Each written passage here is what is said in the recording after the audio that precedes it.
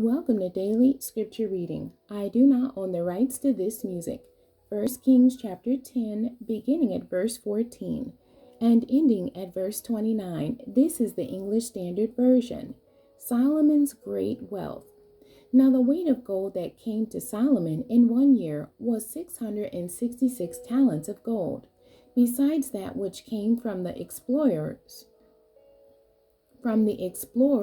and from the business of the merchants, and from all the kings of the west, and from the governors of the land.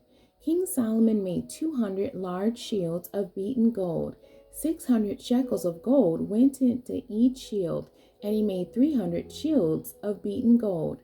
3 minas of gold went into each shield, and the king put them in the house of the forest of Lebanon.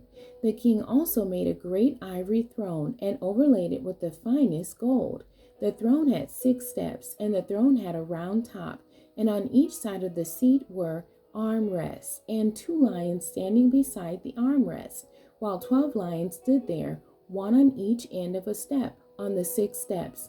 The like of it was never made in any kingdom. All King Solomon's drinking vessels were of gold, and all the vessels of the house of the forest of Lebanon were of pure gold. None were of silver. Silver was not considered as anything in the days of Solomon. For the king had a fleet of ships of Tarshish at sea, with the fleet of Hiram. Once every 3 years, the fleet of ships of Tarshish used to come bringing gold, silver, ivory, apes, and peacocks. Thus King Solomon excelled all the kings of the earth in riches and in wisdom, and the whole earth sought the presence of Solomon to hear his wisdom, which God had put into his mind.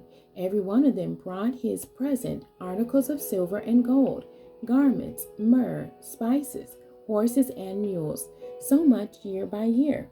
And Solomon gathered together chariots and horsemen. He had 1,400 chariots and 12,000 horsemen, whom he stationed in the chariot cities and with the king in Jerusalem. And the king made silver as common in Jerusalem as stone, and he made cedar as plentiful as the sycamore of the Shephelah.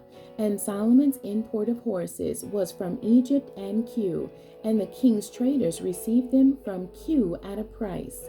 A chariot could be imported from Egypt for 600 shekels of silver, and a horse for 150.